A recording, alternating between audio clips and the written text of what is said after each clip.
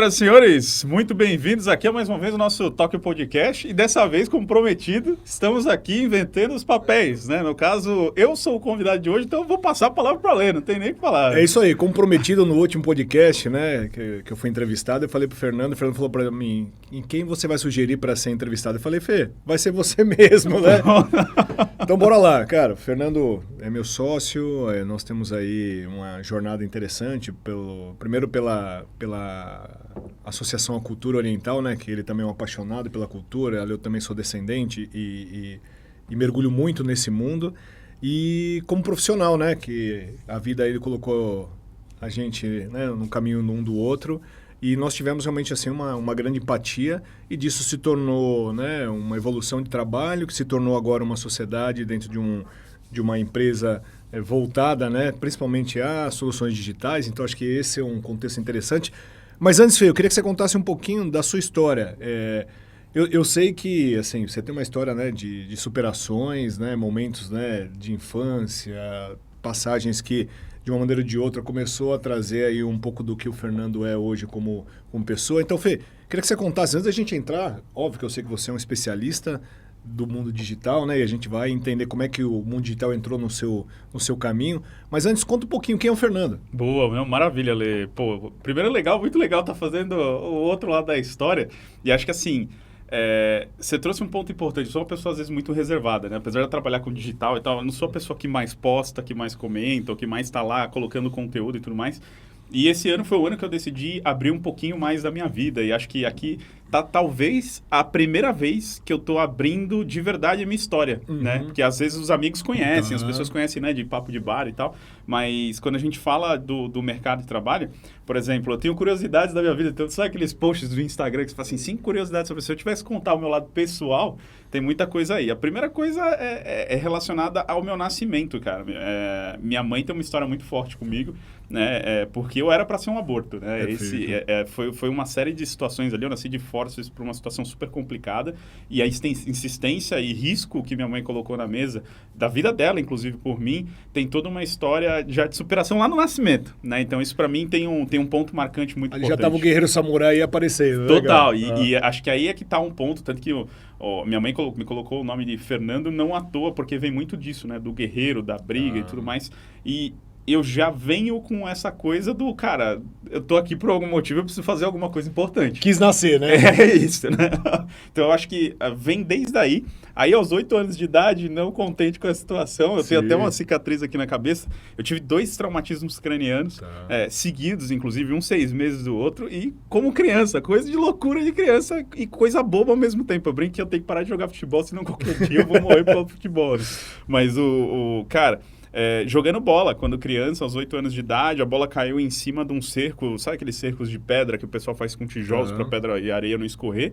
A escola onde eu estava estudando tinha uma quadra, e essa quadra estava com parte dela atrás em reforma, a bola caiu lá, e eu criança fui pegar, pisei no tijolo, o tijolo escapou, a cabeça cara. No chão, aquela loucura, cara, foi um mês e meio ali que minha mãe passou de perrengue. Não, imagina sua mãe já tendo um parto complexo, né, exato, cara? Já, né, sentindo, claro, medo, sentindo sentimentos, né? Total, cara. Ela, então, assim, aí você venceu aquela etapa, né? Aí, de repente, você... resolve criar outra. Né? e é muito louco, porque, assim...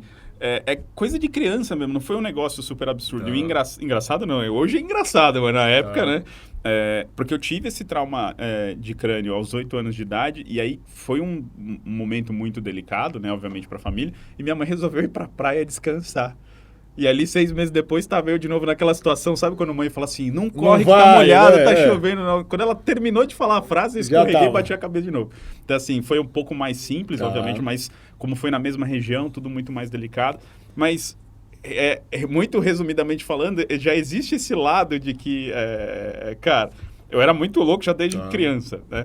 Mas do outro lado, assim, o que eu costumo dizer, e acho que talvez aí começa a vir um pouco mais desse meu espírito profissional, desse meu espírito de trabalho, é assim.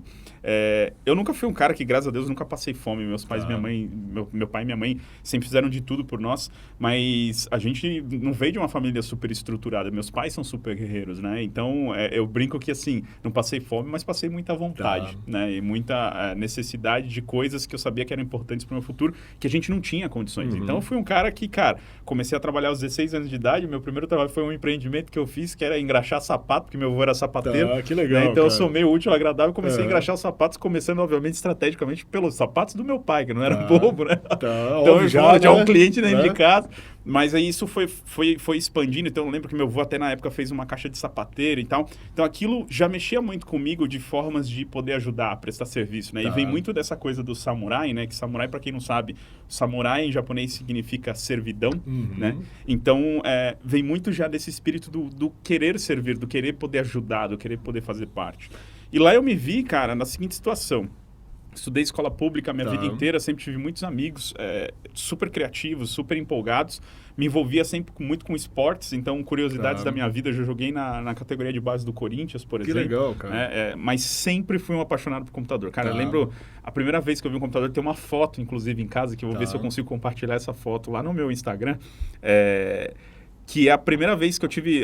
Foi na primeira semana que eu tive contato com o computador, que eu lembro até hoje. Meu pai trabalhava na Votorantim, e aí a Votorantim cedeu um computador para ele, que era um notebook que na época, era para mim, aquilo foi mágico. Ter o contato com alguma coisa que você podia fazer, ao mesmo tempo você ia vendo o que ia acontecendo ali, aquilo para mim foi mágico. E meu pai, meses depois, comprou um computador, o primeiro computador em casa.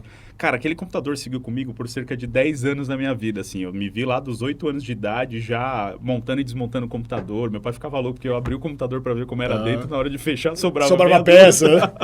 Ficava louco da vida. Aí, dali, foi que veio muito esse gosto. Então, no paralelo do esporte, eu sempre tive esse carinho muito grande. E, obviamente, games também foi algo muito presente na minha vida.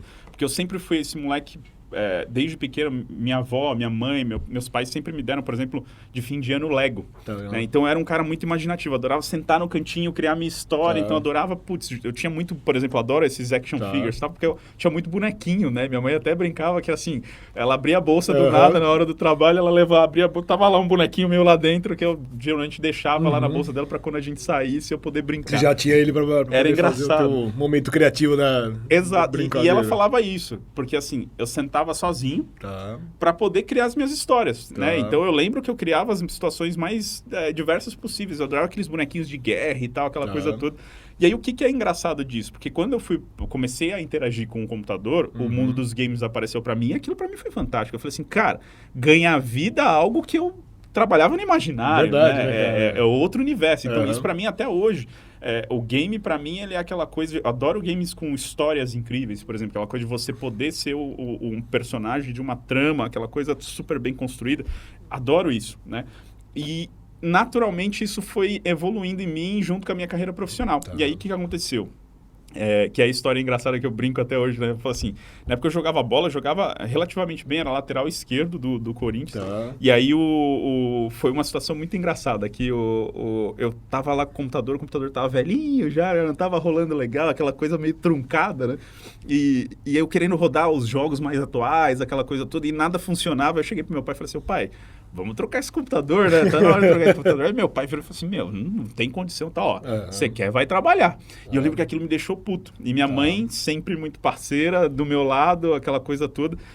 Eu brinco que essa talvez foi uma das maiores lições que meu pai me deu na vida, que é aquela coisa do corre atrás do teu. Com certeza, né? E ao mesmo tempo que minha mãe foi lá e já me ajudou, a gente lembra até hoje, tinha alguns amigos que tinham acesso ao NUB, que é o Núcleo Brasileiro de Estágio. Perfeito. Tinha 16 anos, de 15 para 16 anos de idade naquela época.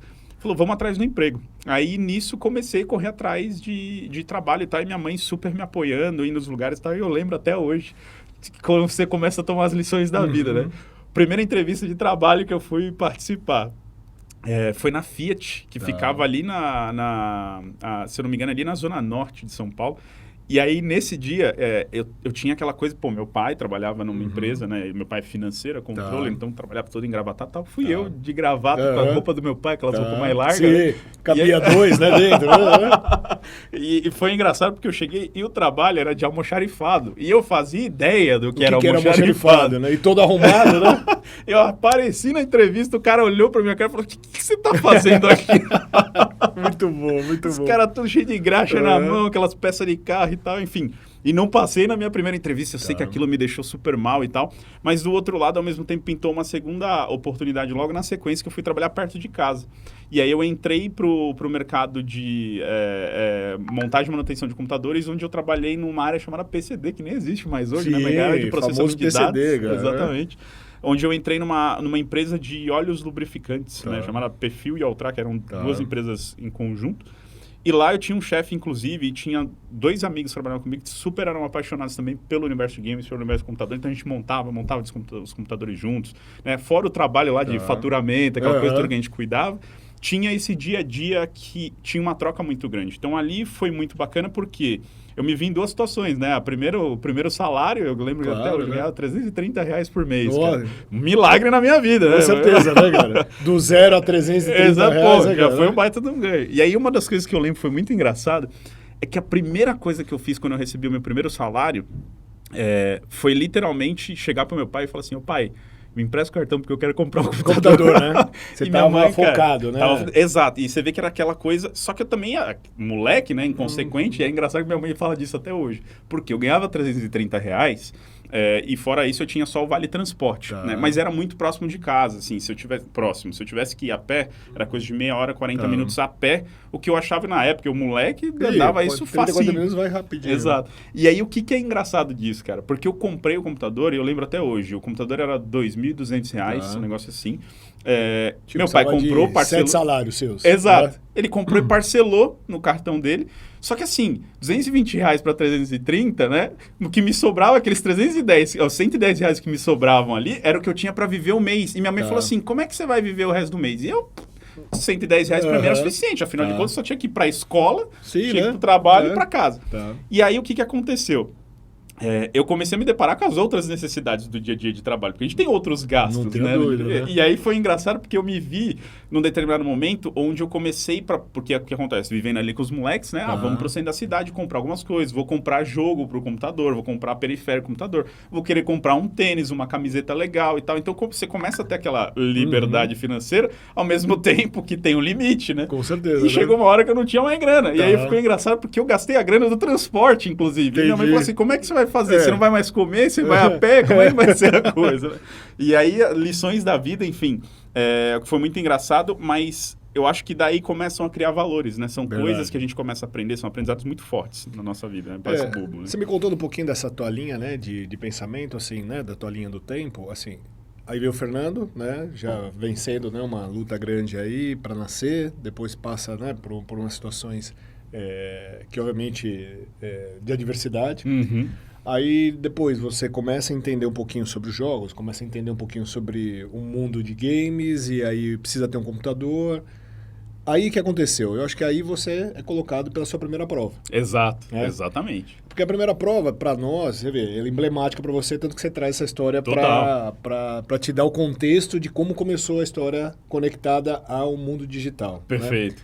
Aí, Fê, eu queria que você contasse um pouquinho. Beleza, aí estamos 16, 17 anos, certo? Você em escola pública. Perfeito. Né? Todo esse período. E aí, de repente, você começa a ter um direcionamento para o meio digital. Como é que isso passou dos 17 até você conseguir ter o primeiro emprego real? Perfeito. Numa empresa bacana. Mercado de tecnologia ou mercado digital? Boa. Conta um pouquinho para nós, Fê. Isso foi engraçado porque foi um salto mesmo, né? Porque o que aconteceu? Né? Nessa área que a gente trabalhava, imagina que assim, era o gerente da área lá, mas 3 moleques que tinham que fazer o faturamento da empresa acontecer, a rede tinha que funcionar. Na época a empresa estava começando a entrar em pregões eletrônicos. Isso a gente está falando ali de 2003, 2002 mais ou menos. Então o que acontece? Tinha muita necessidade. E para você ver como parece bobo, mas essa coisa da necessidade, do fervor que a gente tem aqui dentro, quanto isso, a inclinação ela é importante. Eu gostava tanto dessa parada de jogos que era o meu propósito. Eu trabalhava para poder viver aquilo. E o que aconteceu? Nessa época, entre o computador velho que a gente tinha em casa até eu comprar o meu, tem esses, vamos dizer assim, 8, 10 anos aqui, ele parece bobo, mas eu montava e desmontava meu primeiro computador aos 8 anos de idade. Eu fui ter meu computador sozinho lá quase aos 17. Nesse período, eu aprendi a mexer no computador. Porque quando eu falo aprender a mexer no computador, é assim, eu queria rodar um game, eu não conseguia, eu ia aprender sobre como funcionavam os arquivos para substituir o que não funcionava, para fazer funcionar o que precisava funcionar. Então você tinha um momento hardware, que entendia como funcionava a máquina, e um momento software. Para saber os atalhos, ou o que você tinha que fazer para conseguir rodar dentro do computador lento. Né? Exatamente. E é exatamente isso. Parece bobo, mas assim... Dali eu aprendi lógicas de sistema, dali eu aprendi a mexer no registro do Windows. Ali eu comecei a aprender a mexer em coisas e é engraçado porque é o seguinte, a gente não tinha internet que nem a gente tem hoje, você tinha um horário para acessar e tal, então assim, tinha a internet, mas a internet não era esse lugar de informação, então eu ia atrás daquelas revistas de programação e tal, eu tinha bastante dessas revistas e obviamente a molecada do trabalho, a molecada em casa me ajudava, a molecada da escola, que me ajudava muito, só que toda essa questão, pra você ter uma noção, a inclinação é tão forte, eu absorvi tanto isso, e aí você vê que tem muito de você mesmo em cima disso, que, cara, eu lembro até hoje, eu fui começar a fazer o curso de informática com 13 anos. Então, dos 8 aos 13, eu já estava muito imerso. A mesma coisa que fala assim, antes de botar o teu filho na autoescola, leva ele para dar uma volta num lugar fechado, tranquilo, para aprender a entender o que é a máquina, né? E eu cheguei nessa escola, com 13 anos, o cara me chamou para dar aula lá. Porque, assim, eu criava os desafios para mim mesmo. Digitação, por exemplo, tinha um curso lá de digitação. E aí, basicamente, digitação ela tinha 3 desafios. O primeiro era digitar a frase correta, a segunda era você digitar ela mais rápido e a terceira era tentar entrar num ranking. E aí, pra você ver como é que é a cabeça de moleque gamer, né? Eu fazia aquilo, só que como eu aprendi a mexer no registro do Windows, eu fui lá, abri o programa, achei o registro de informações onde tinha o ranking e coloquei eu em primeiro lugar de todas as digitações. Era então, assim, loucura, o cara olhou pra mim e falou assim, cara, isso não é normal, né? E aí, o que aconteceu? Isso me faz entender hoje... muito prático, coisas que às vezes são complexas. Então, por exemplo, por que hoje eu tenho inclinação muito grande em tentar entender os princípios das ferramentas do tipo, vamos falar de redes sociais. Todo mundo fala assim, como é que eu faço sucesso? Eu olho e falo assim, mas para que serve um seguidor tecnicamente? Qual é o papel da função seguidor dentro de uma rede social? Qual é o papel do botão compartilhar no resultado do meu negócio? Então, quando você começa a entender isso, você ganha uma dimensão diferente daquilo que você está estudando. Então, isso me facilita chegar em pontos, às vezes, que não são tão normais assim. Né? E eu procuro usar isso para a minha vida. Então, o que aconteceu? Como eu tenho essa inclinação grande, eu trabalhei nessa primeira empresa, aí eu lembro até hoje que assim, você entra, eu fiquei 3, 4 anos lá, se eu não me engano, eu entrei na faculdade, meu pai começou me ajudando a pagar, mas depois eu fui atrás porque eu estava pagando o meu computador, então assim, a minha faculdade eu lembro, eu fui receber uma promoção lá, foi para 550 meu salário, minha faculdade era uns 300 a 400 reais, então meu pai me ajudou no começo e depois eu mesmo paguei minha faculdade, e a faculdade que eu pude pagar chama Faculdade Flamingo, era o que eu tinha, e é engraçado, porque eu não tinha nenhuma inspiração do meu lado, né? Meus pais tinham visão de mundo deles. Isso, esse é um ponto interessante, porque assim, não tinha um mentor, né? Isso, concorda? Não tinha. Você não tinha alguém fomentando essa sua capacidade para desenvolver a sua técnica. Exato. Né, cara, eu tinha minha mãe me apoiando, meus pais sempre me apoiaram muito, assim, minha mãe principalmente sempre ali muito em cima de vai estudar, vai atrás e tal. Então a inclinação vem muito na energia que ela colocava e me apontava ali.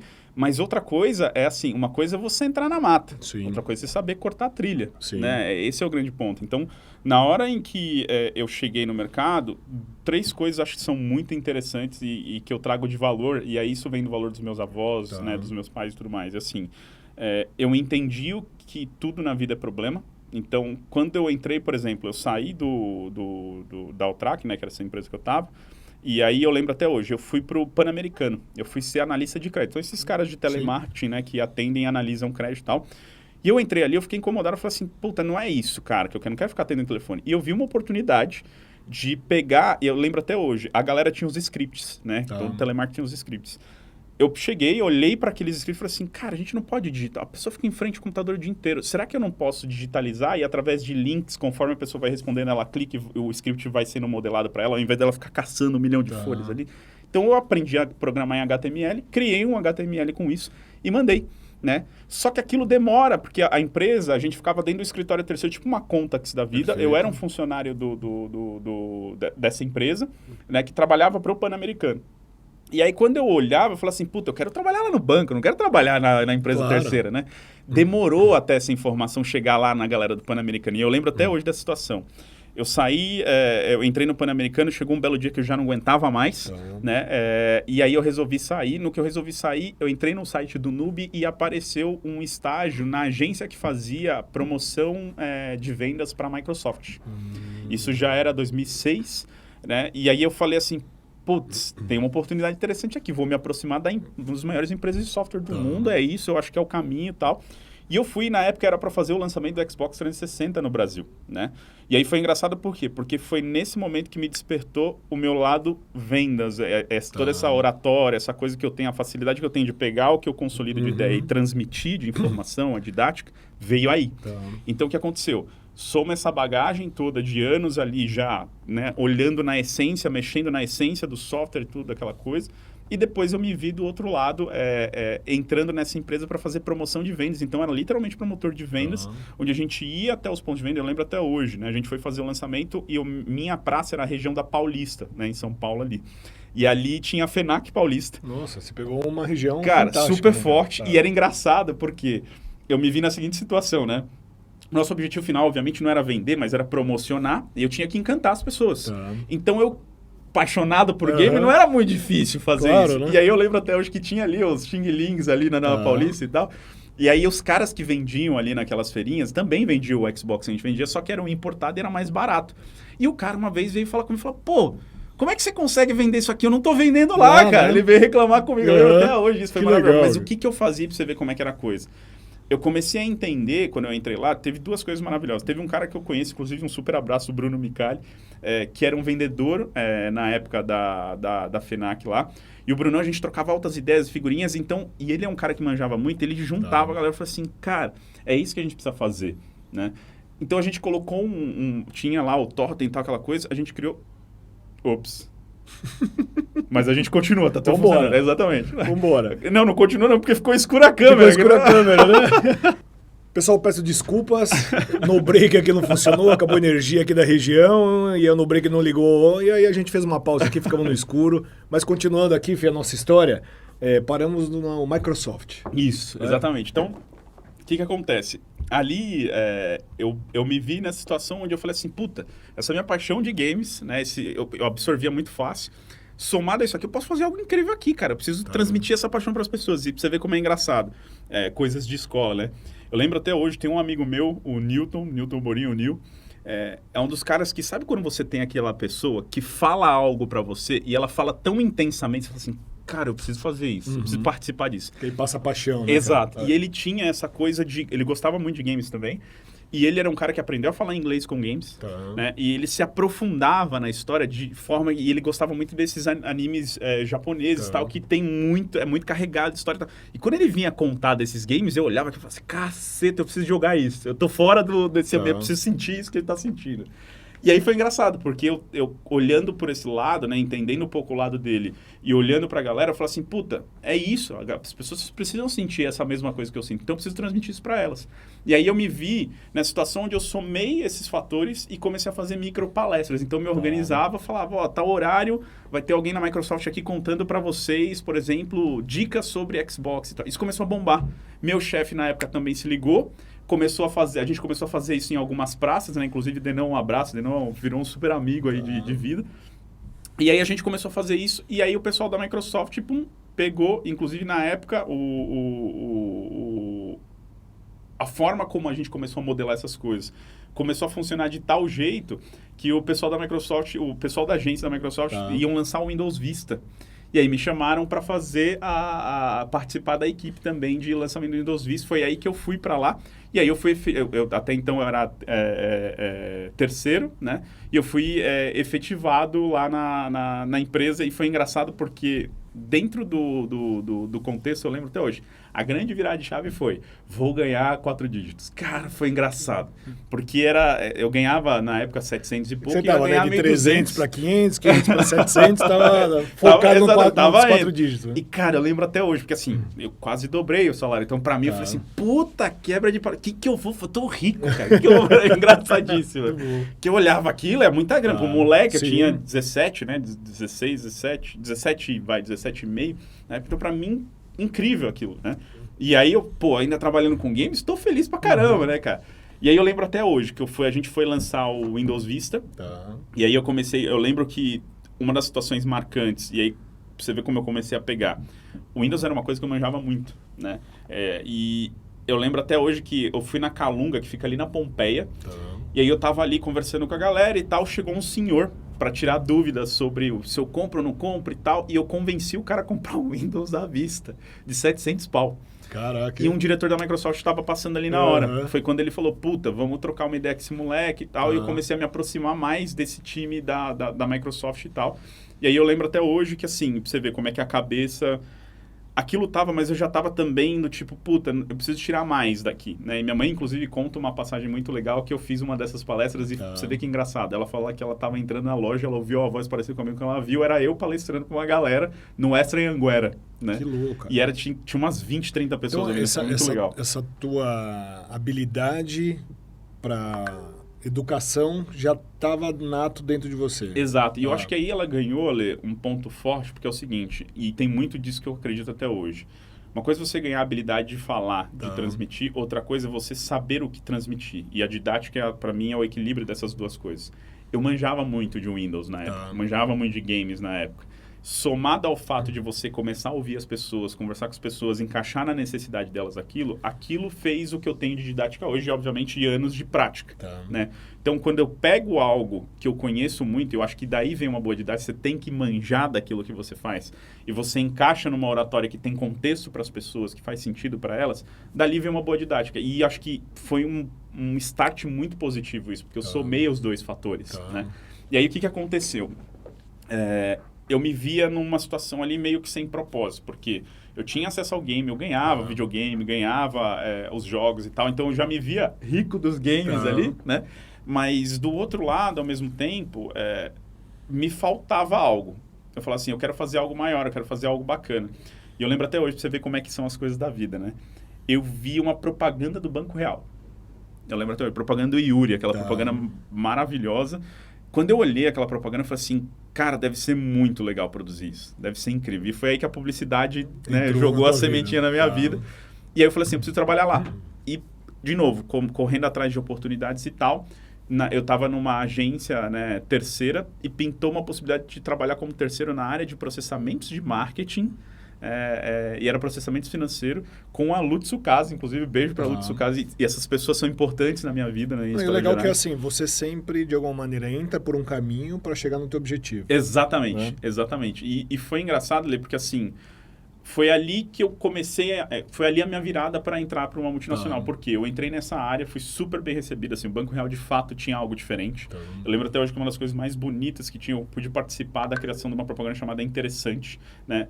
E uma das coisas mais legais, acho que tinha dentro desse contexto, era o seguinte: a forma como tudo era criado ali dentro era muito próximo. As pessoas, de fato, tinham um alinhamento estratégico muito forte, né? Vindo do Fernando Martins, que você conhece muito bem, né? E do outro lado, cascateava aquilo de uma forma estratégica muito boa e todo mundo entendia o porquê estava sendo feito aquilo que estava sendo feito ali dentro. O famoso propósito. Né? Exato. Então, aquilo me envolveu muito. Então, eu entrei e eu sabia que a única coisa que eu queria era ir para dentro dessa multinacional. E aí, para você ver como começam as sincronicidades, esse foi a primeira vez que eu tive efetivamente contato com algo que eu acredito muito, que é essa coisa do universo seletivo, né? E quando você começa a entender isso, você começa a se direcionar. Eu estava trabalhando como terceiro no banco e o meu salário fez um downgrade, eu ganhava 800 e pouco na época. Comecei a ter problema, porque você tinha um giro, né, financeiro e aquilo reduz, e faculdade para pagar, aquela coisa toda. Vários compromissos. Comecei a desencaixar, então eu me vi numa situação muito delicada. Ao mesmo tempo que eu falei assim, puta, eu preciso entrar, e eu lembro até hoje, o banco pagava R$ 1.500 para o estagiário. Falei, caceta, eu preciso trabalhar nisso, né? E aí eu era super amigo de uma galera na época. E você estava com 17 ainda, já tinha pulado para 18? Não, eu estava nessa fase de 17, 18 anos, exatamente. E aí eu lembro que uma das coisas mais legais que aconteceu ali foi o seguinte, tinha essa área de implementações de sistemas de marketing, né? Lá na área chamada Marcult, inclusive. E tinha a Ana Lu Mello, inclusive, a Ana Lu, um beijo para ela também, e o Celso Miyahara, que eram os dois chefes da área ali. E eles contrataram os estagiários na época. Um dos estagiários foi, sei lá, uma semana e sumiu. E assim, sumiu de largar o emprego, desapareceu. E aí, para você ver como encaixa a coisa. Porque eu estava como terceiro, pintou essa oportunidade e não deu outra. Os dois me chamaram de canto, puta, Fê, quer vir trabalhar com a gente? Na época eu falei, cara, de cabeça. Por isso eu sempre falo assim, as oportunidades aparecem onde você menos espera, mas você tem que estar ali. Você tem que estar ali preparado, você tem que estar próximo. O espírito tem que estar presente. Não é? O espírito tem que estar presente. Então, assim, eu falo, e eu acho que é uma dica muito boa da história do Fernando aqui, é que, assim, ele não tinha a abertura. Ele não foi peixe de, alguém indicou, o famoso QI. Não. Estava ali, enxergava uma oportunidade, viu o comercial, pô, eu quero trabalhar ali. Onde eu entrou por um caminho, mineirinho, né? Entrou pela porta dos fundos, esperou a oportunidade, quando surgiu, você estava lá. Exato. E é engraçado para você ver como a sincronicidade é forte e é a intenção, né? Eu lembro que eu tinha atitudes nessa época que eu era terceiro, por exemplo, uma das coisas que eu fiz foi chamar um café com os gerentes da área para perguntar como é que é trabalhar na tua área. É legal, porque eu queria saber se aquilo fazia sentido para mim ou não, para eu não sentir o que eu senti na época que eu estava lá como terceiro na Microsoft, e ao mesmo tempo não deixar de conseguir uma oportunidade, perder uma oportunidade bacana, porque as pessoas não me conheciam, né? Então, quando eu olhei aquilo, eu falei assim, puta, eu preciso dar um jeito nisso. E aí foi aí que calhou de eu entrar como estagiário no banco, e aí era engraçado, porque eu ainda peguei aquele estágio 8 horas, jornada de 8 horas e tal. E assim, foi incrível, né? Eu pude me aproximar, literalmente, eu fui entender como o marketing funciona, como um marketing, por exemplo, uma empresa grande, como na época era o ABN AMRO Real, né? Que virou o Santander depois, exatamente. Né? Inclusive, entender, porque tem muita gente que não lembra do Banco Real. Exatamente, né? Banco Real. Que está assistindo a gente. Exatamente. E aí tá um ponto interessante, Lê, porque assim, chegou esse momento da virada do real, eu lembro até hoje, os movimentos eram muito intensos, né? Eu lembro que muita gente saiu porque, né, tinha uma descrença de valores, os bancos tinham perfis, né, muito diferentes. Mas uma das coisas que foi mais interessante foi o seguinte, e aí pra você ver como a sincronicidade eu precisava ser efetivado, afinal de contas o estágio era 2 anos, ponto. Sim, essa era a regra de mercado. Meio e fim, né? Exatamente. E aí para você ver, faltando 3 dias para acabar o meu estágio, Ellie De Vries e Dani Domingues, inclusive super beijo para elas, elas eram responsáveis por fazer todo o programa de cultura do banco, né? Então cuidavam do Centro Cultural do Banco Real. Na época também iam começar a cuidar do Santander. Elas precisavam de alguém para ajudar. E o Banco Real tinha um viés muito forte, né? Na cultura, na parte da sustentabilidade, né? Existia um movimento que não existia nos bancos. E assim, né? Quando eu falo que é fora da curva, se você perguntar para qualquer funcionário que trabalhou lá, vai falar a verdade. Que eu lembro, uma das coisas mais impactantes do Banco Real, que eu lembro que foi o meu primeiro dia de entrevista, foi quando eu entrei pela porta da frente, o Banco Real ficava ali na Paulista, né? Tinha um hall enorme de entrada com o pé direito super alto e eles faziam aquele Natal Real. Eu lembro. E, cara, era um presépio gigante com uns caminhos. Então, parecia que você estava entrando na Disney, cara. Tinha uns Papai Noel gigantes, aquela coisa tudo animada e tal. Era lindo aquilo, era lindo, assim. Era desde uma ação como essa, até mesmo eu participei de projetos muito legais lá dentro, onde o banco incentivava, por exemplo, questões culturais de incentivo direto. Então, por exemplo, tinha um funcionário que conhecia muito de violão e ele queria dar aula de violão. O banco cedia a sala de reunião, ia lá e entrava com o cara e apoiava o cara. Porque tava na essência, né, do banco. Exato. Né, você ia de manhã, segundas-feiras né? de manhã, você entrava ali cedinho, a galera fazendo, por exemplo, praticando tai chi ali na entrada. Não, muito legal, então, cara. São coisas tava que eram à frente de valores. ao tempo dele, né? Tava muito. O banco tava... Muito, né? assim, e eu acho que isso foi uma das coisas mais legais, porque a gente bebeu dos valores que hoje são muito requisitados no mercado. Verdade, né? E isso há quantos anos? Tem Nossa, mais de 15 anos. 16 anos, exatamente, né? Então, acho que isso é bacana, sabe? Do outro lado, o que aconteceu? Nessa época, as meninas, a Ellie e a Dani, precisavam de alguém que manjasse de tecnologia, porque aqui que aconteceu? O Centro Cultural, ele ficava num prédio, estava indo para outro, né? E precisava fazer toda a homologação das obras de arte. Então, assim, o Banco Real tinha muita obra de arte, aquela coisa toda. Então, precisava fazer todo esse processo de ajuste. Então, eu fui para lá criar servidor, por exemplo, ajudar a implementar algumas ferramentas, ajudar no administrativo, controle de verba, que eram coisas que, como eu já tinha facilidade no Excel, aquela coisa toda, né? A gente já assumia. Nesse período você já manjava bem de já estava Excel, super, já tanto que assim, planilha, o curso de informática eu fiz uma vez na minha vida. Eu nunca famoso pacote Office, né? Exatamente. Tanto que eu brinco assim, você quer saber se uma pessoa manja de computador ou não, põe ela na frente do Excel e pede 3 fórmulas. É simples acabou, assim, né? exatamente. Então, a partir do momento em que eu comecei a me envolver com aquilo, aí eu entrei de verdade no universo do que é trabalhar numa multinacional. Eu acho que ali foi interessante porque foi um dos períodos super intensos, porque eu fui para uma área muito diferente, que é uma área de cultura. Então, estava lá nos processos de marketing, falando de budget, falando de gestão processual, de armazenamento estratégico de arquivos, por exemplo. E e de repente eu vim para uma área onde a gente está falando de ativações, né, de incentivar a cultura. Então, cara, eu tive aula de como ler uma obra de arte, com Franz Manata, por exemplo, que é um... Não, e o legal é que você estava conectado com todos do topo. Exato. Né? Porque te dava oportunidade de você estar falando com VPs, com diretores, concorda? Porque você estava ali, né, numa posição de entrada, mas ao mesmo tempo era uma responsabilidade e era um local de evidência, vamos dizer assim. Né? Exatamente, exatamente. E acho que uma das coisas legais, Lê, porque assim, sempre existiram pessoas muito importantes na minha vida. Tá. Que, obviamente, eu brinco que elas ainda vão saber disso, porque eu estou planejando uma homenagem super direta, como eu falo, low profile do meu jeito, mas muito direto. Mas, assim, assim como eu comentei da Lu, de Tsukasa, assim como eu comentei da Ellie, da Dani, enfim, pessoas que foram muito importantes ali na minha trajetória, nesses momentos, não foi diferente no momento em que eu estava nessa área de cultura e eu falava assim, puta, mas eu quero mais. E foi aí que, eu lembro até hoje, a área de cultura ela foi para dentro de uma outra área, que era a área de comunicações e relações estratégicas do banco, institucionais, né? E Marisa Monteiro foi a pessoa que me cutucou, porque a Marisa é uma pessoa já super inclinada, executiva, né, de anos, e ela olhou para mim e falou assim, você manja muito dessas coisas, cara, você precisa fazer outra coisa. E aí ela me trouxe para trabalhar com ela e ela me conectou com o Fernando Martins. Tá. Né? E aí quem não sabe, Fernando Martins foi vice-presidente de marketing do Santander. Né? Perfeito, exatamente. E aí foi muito legal, inclusive ele é um dos caras que fez a revolução do Banco Real, um cara que me inspira até hoje, assim, um cara super visionário. E foi muito legal porque a minha conexão com o Fernando foi exatamente assim, pintou um job para fazer alguns levantamentos lá, eu lembro até hoje de uns relatórios de patrocínios e tal. E aí nessa troca me bateu um ponto interessante, por quê? Trazendo ao paralelo, eu estava estudando marketing, estava na Embi Morumbi, fui fazer minha segunda faculdade.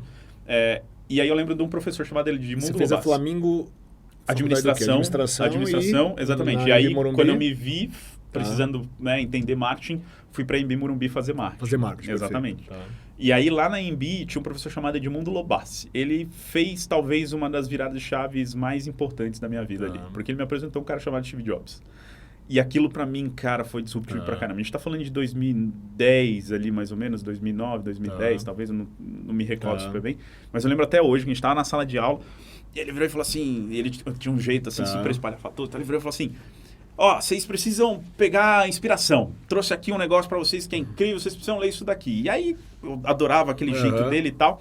Ele pegou, lembra até hoje, bateu com o livro na mesa assim, fez assim, lê isso aqui. Eu fui na hora, peguei o livro, chamava A Cabeça de Steve Jobs, né? E A Cabeça de Steve Jobs é um livro interessante porque ele aborda a visão de Steve Jobs, mas como se Steve Jobs estivesse pensando e conversando com você ali em situações que acontecem dia a dia de negócio. Fica a dica aí de leitura, super baita livro. Aí, inclusive, porque eu tenho hoje todos os livros de Steve Jobs na estante de casa, ela tem uma seção Steve Jobs lá. Que legal. E esse é um deles que está lá até hoje. E aquele livro, para mim, foi uma virada de mesa, sem dúvida nenhuma. Né? Porque ao ler aquilo e começar a entender que o cara lá saiu da garagem, né? As inspirações, as passagens... Mas uma coisa que era muito comum dele e que eu gostava muito é essa coisa do que eles falavam de criar uma outra dimensão sobre algo que está sendo falado. Aquilo mexia muito comigo. Né? E aí, como eu pude viver algumas empresas que tinham, né, certo tino para isso, que tinham aproximação com esse tipo de situação, eu falei, puta, eu preciso me especializar, não preciso... Então, foi aí que ele me apresentou o mundo da tecnologia de verdade, Vale do Silício, aquela coisa toda, né? E aí eu comecei a viciar em livros, porque como eu morava na freguesia do O e ia lá para Juscelino Kubitschek toda vez, tinha um período pegava de leitura o trem, era uma hora e meia gigante, de trem para ir, uma hora e meia para voltar, então eu lia coisa de...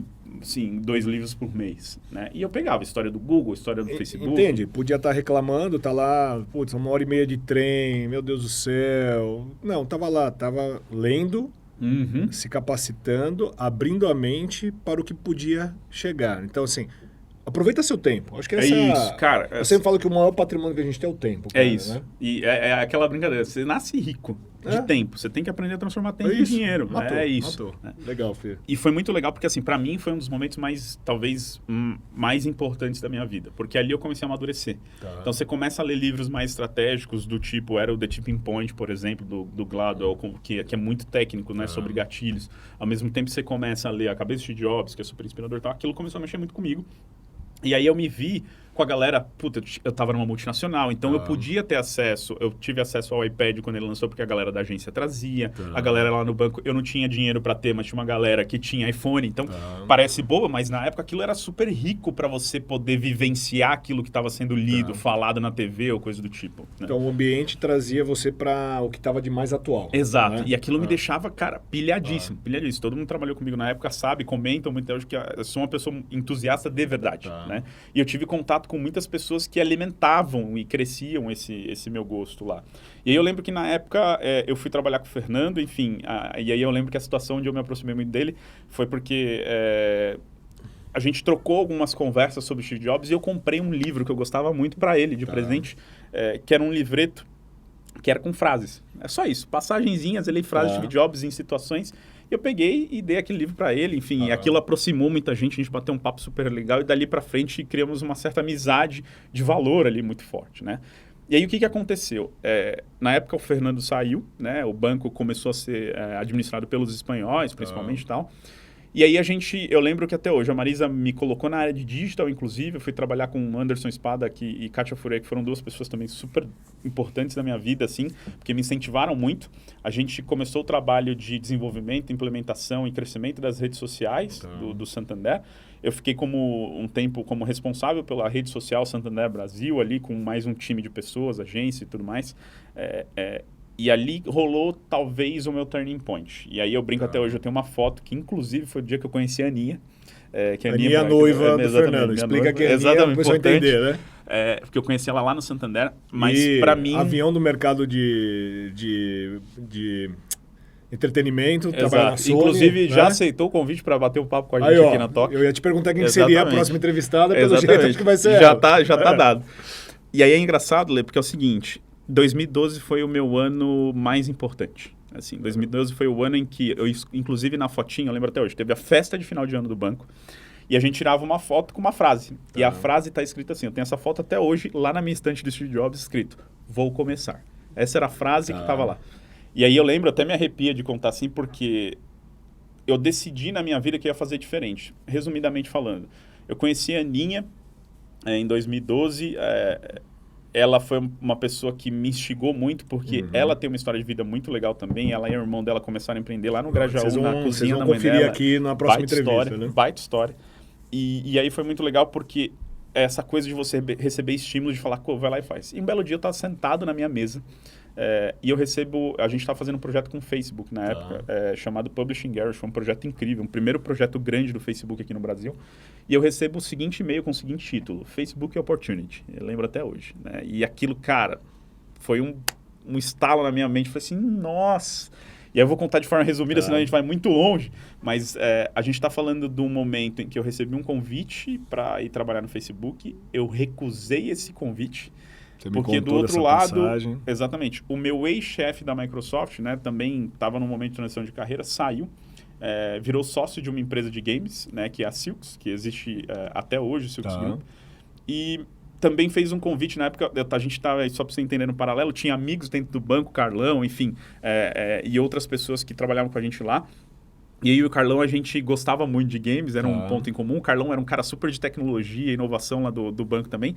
A gente abriu um podcast e uma página no Facebook. E eu, na época, por gostar dessas coisas, aprendi muito sobre Facebook marketing, por estar envolvido com o Facebook. Eu recusei o Facebook, mas entrei como parceiro de educação no Facebook, né? Onde foram 8 anos dando aula junto com o Facebook aí, em escolas de digital e tudo mais. Mas o que foi legal é que desse blog que a gente abriu, o blog atingiu 50 mil pessoas, né? Foi muito legal, cara. A gente acabou abandonando, mas era numa época que a gente tá falando em 2012.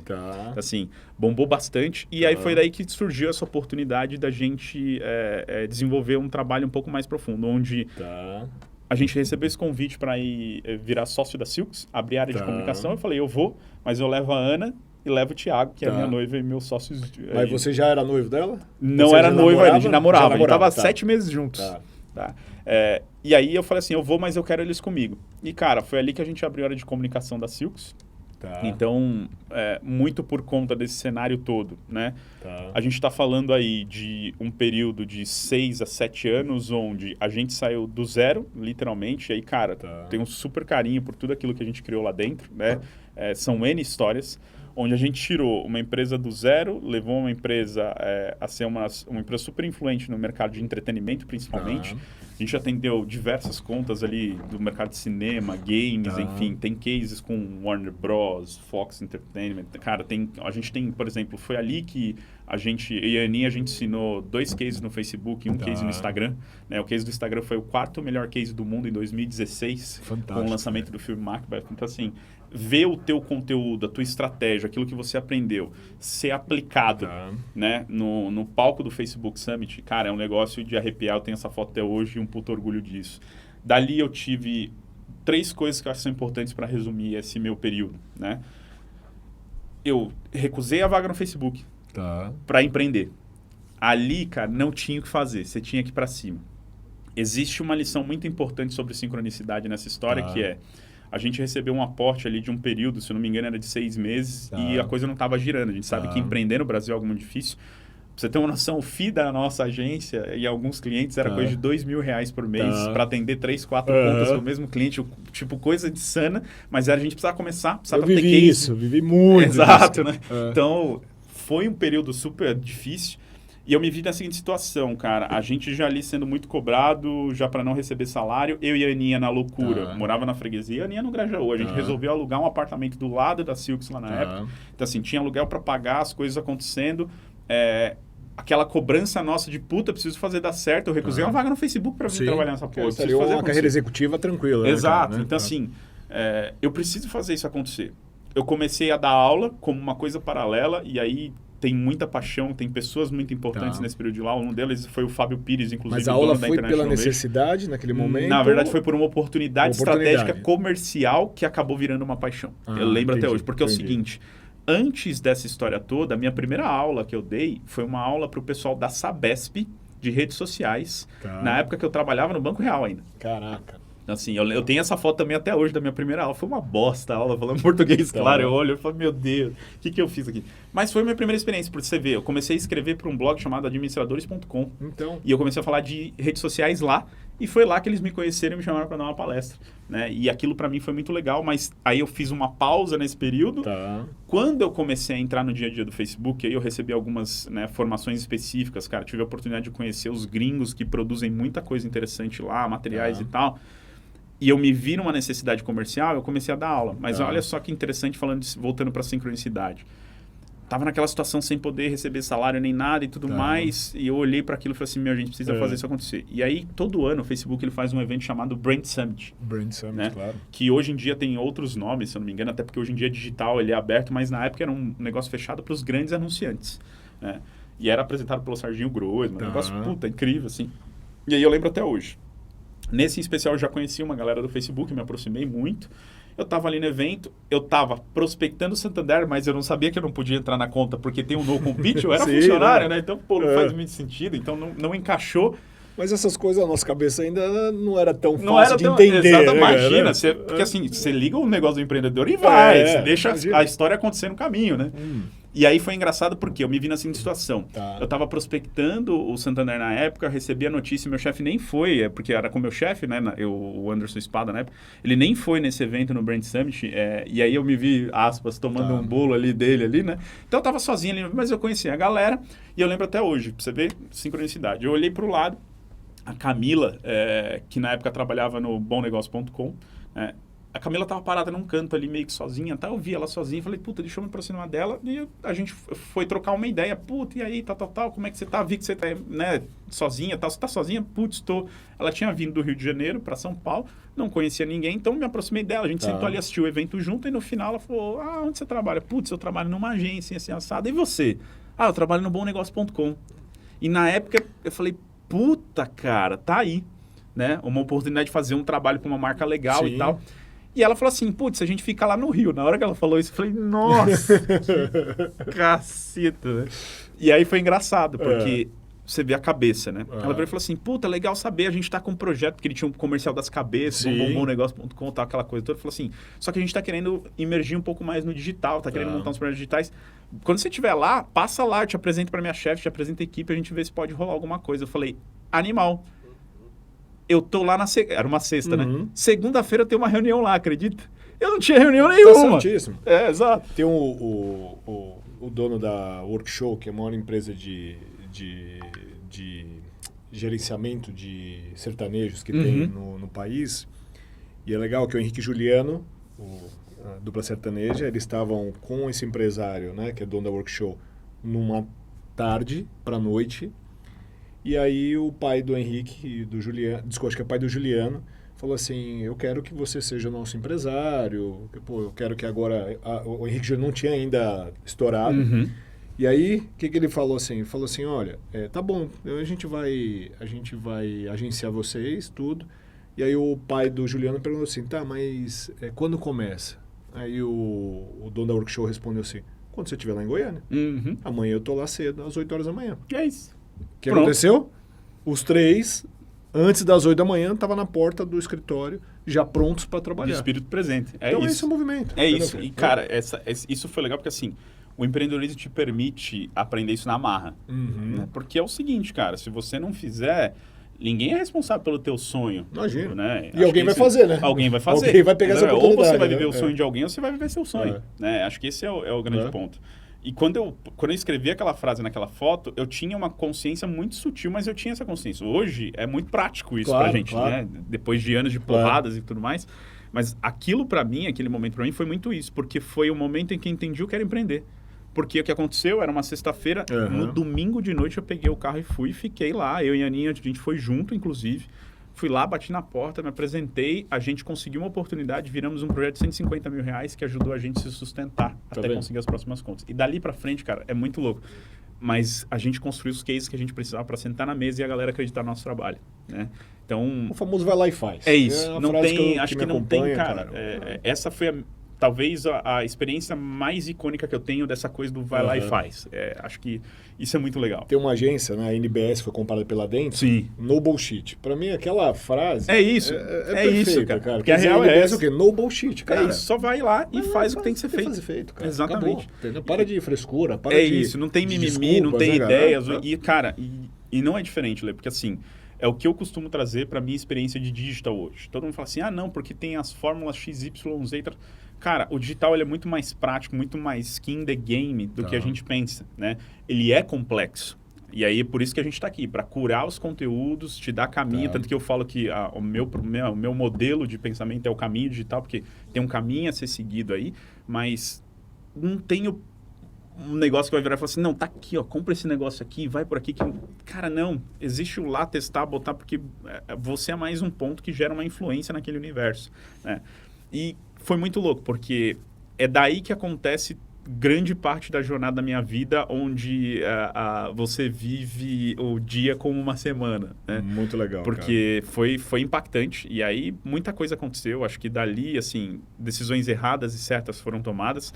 Eu tenho uma passagem muito importante que eu falo que eu não julgo como um erro, mas eu julgo como o maior aprendizado da minha vida, porque na hora em que estava tudo rolando, eu fiz uma coisa muito importante, eu brinco que até hoje eu vou escrever um livro sobre isso, que eu falo assim, a decisão mais importante que eu tomei nessa época do empreendedorismo na minha vida foi mais importante do que fazer o que eu amava, era fazer com quem eu amava. Porque eu chamei os meus melhores amigos para trabalhar comigo. Então, o Carlão veio trabalhar comigo, a Stephanie. Eu fiz grandes amigos, como o Marquinhos, que trabalhava na Warner, inclusive, que era um cliente nosso na época, que me trouxe outros amigos. O Isma, enfim. O Rafa Negrão, né, que é um cara que a gente ama de paixão hoje, assim, que foi um cara que a gente trouxe para o nosso convívio, que apareceu também por uma questão de sincronicidade e, cara, é um grande amigo de vida hoje. Então, são pessoas que entraram na nossa vida e que toda vez que eu acordava de manhã, eu falava, eu tenho uma responsabilidade sobre eles. E daí que eu falo que vem um dos maiores aprendizados da minha vida, porque com pouco mais de 2 anos, a empresa já engrenada, acontecendo, eu ali liderando e puxando aquele time todo, eu resolvi ir para o mercado de educação. E aí, para você ver, eu resolvi ir para a Faculdade Flamingo, para o Grupo Flamingo, porque eu recebi um convite para assumir o marketing lá e eu tava com essa ideia de transformar. Eu falei assim, puta, através de um grupo desse eu posso transformar a educação, porque eu sei o que eu passei, eu sei o que eu vivi, eu sei o quanto Faculdade Flamingo foi importante na vida, imagino o quanto vai ser na vida de muitas pessoas. Mas, ao mesmo tempo, eu abandonei o barco, deixando os meus amigos ali no meio de uma situação acontecendo, né? E eu acho que talvez foi não vou falar que foi um erro, mas foi um aprendizado muito grande. Perfeito. Porque daí veio a questão da importância de entender o que é perseverar num caminho, né? E eu acho que isso para mim foi um ponto de virada. Porque eu fiz isso, saí, 7 meses depois começou muita coisa a dar errado, tanto na Silks, né, quanto lá no grupo. E aí eu voltei para a Silks. Nessa volta, a gente corrigiu muita coisa, trouxe clientes de volta, porque tinha muita coisa acontecendo, mas ao mesmo tempo já não era a empresa que eu tinha criado. Quer dizer que a essência não estava mais preservada. Não, exato. Eu acho que assim, tomou uma maturidade de negócio que precisava ser tomada, caminhos precisavam ser tomados, mas eu já não tinha mais o controle, né? Que era uma coisa que eu tinha e era importante para mim, no meu perfil. Eu sou uma pessoa muito direta, muito decisiva, e assim, não tem ninguém melhor que a Aninha para explicar esses detalhes particulares, mas eu sou uma pessoa que eu preciso ver acontecer e eu preciso estar seguro naquilo que eu vou pisar, porque se eu não estiver seguro, para mim é um problema. E uma das coisas mais importantes para mim da segurança é o bom convívio. E, cara, eu vi histórias das mais bizarras possíveis. Então, apesar de a gente ter conseguido fazer muita coisa ali, começa aquele mimimi, aquele burburinho que, cara, se eu fosse dono ali, ia lá e cortava. Mas ao mesmo tempo eu já não era. Então, ao invés, às vezes, de eu gerar um diálogo, abrir um espaço ou resolver o problema, eu gerava conflitos. Então, foi no momento que eu falei assim, já não funciona mais. Mas, ao mesmo tempo, não deixava de empreender. Perfeito. E aí, uma das coisas que a gente estava fazendo para crescer era abrir o offline. E foi daí que a nossa história começa. Verdade. E daí tem um negócio bem interessante, né, cara? Porque é o seguinte, e aí, acho que para somar isso, o lado samurai para mim sempre foi um lado muito importante, né? Eu treinei Kenjutsu durante um bom tempo da minha vida e uma das coisas que tinha muito lá o Bushido. Né? Era aquela coisa dos valores, dos princípios. E uma dessas coisas que a gente fala quando tem essa coisa do mimimi, tal. O Bushido, ele não existe isso. Né? Ele é no bullshit, né? Ou, cara, simplesmente vão lá e faz. E gastar muita energia com isso era muito complicado. Na época, a gente estava com os projetos com alguns clientes no Rio de Janeiro, né? E um deles, que era a Tegra Rio de Janeiro, inclusive, precisava fazer uma campanha de offline. A gente trouxe um criativo que era o Afonsinho, inclusive o Afonsinho, que é um cara 10, também amo de paixão ele até hoje.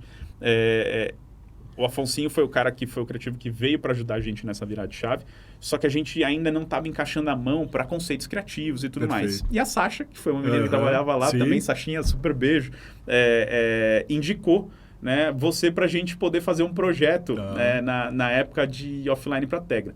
E para você ver sincronicidades. Paralelamente, você estava com o desafio de digital. E a Fê, né, que trabalha com a gente, que é minha gerente, né? Exatamente. Foi fazer um curso na Internet Innovation, escola onde eu dava aula.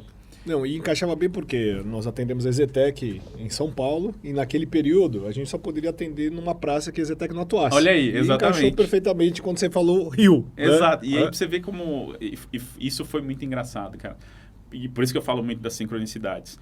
A gente começou esse projeto, né, com o Rio, lançamos a campanha, o cliente adorou, então a gente comprou esse projeto com você, mas no paralelo a Fê, né, cutucou você e falou assim, putz, você precisa de alguém de digital? Eu conheci um cara lá na Internet Innovation e aí a gente tomou um café por conta disso, inclusive. E a Fernanda era sua aluna, né? A Fernanda foi minha aluna, exatamente. Então, assim, por isso que eu falo muito da sincronicidade. As coisas casaram, no paralelo a coisa não estava indo legal com esse cliente lá no Rio, ele já começou uma conversa paralela com você também, então meio que começou um bololô ali, a gente começou a se conversar e tudo calhou para vir... A gente virar e falar assim, puta, vamos unir força, fazer acontecer. Foi desde então que a gente começou o nosso trabalho junto aqui na Tagawa. Né? E aí, a gente passa, né, por um período de Covid, que foi um período super desafiador, né? Com certeza a gente conseguiu reorganizar, reinventar, sempre trouxe a conta do Santa Joana. Exatamente. Né? Num período que foi muito importantíssimo, né, no movimento. E aí, um momento a gente fala, pô, acho que ainda não é a hora da gente colocar Tóquio para rodar com força. Aí você assumiu o desafio para conduzir toda a parte digital do Grupo Santa Joana, né? Promatre, Santa Maria, próprio Santa Joana. Você se torna head nesse período do Santa Joana e trabalha na transformação digital desse grupo. Exato. E acho que a Lila, inclusive... Cara, tem um time que eu amo de paixão lá dentro. Os meninos são fora da curva, assim. E Ju também, a Fê, assim, são pessoas... E, de novo, que você tem que saber olhar, saber aprender com elas o tempo todo, né? Essa coisa do bom convívio, eu acho que ela é muito importante, né?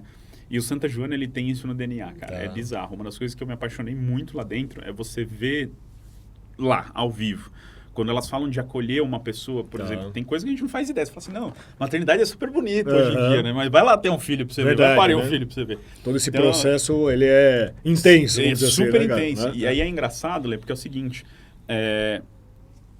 ali ao mesmo tempo que existe um desenvolvimento de trabalho muito grande, existe uma inclinação de um grupo, né, familiar, que é um dos maiores grupos da América Latina, e que você aprende muito sobre business com eles, né, e tudo mais. E o que acontece? Ao mesmo tempo que eu estou ali no dia a dia de um projeto, uma vida executiva e tudo mais, me vem essa coisa do, cara, a decisão talvez mais importante que eu tomei nessa virada de ano, porque bem como você falou, assim, duas coisas eu trouxe de reflexão para o meu final de 2021 para 2022. O primeiro foi sobre tudo que aconteceu na pandemia. Né? A pandemia, ela impactou as pessoas de N formas. Eu vi muita gente ganhar muito dinheiro por conta digital. Ao mesmo tempo, eu vi muita gente ter muito problema, passar muita fome.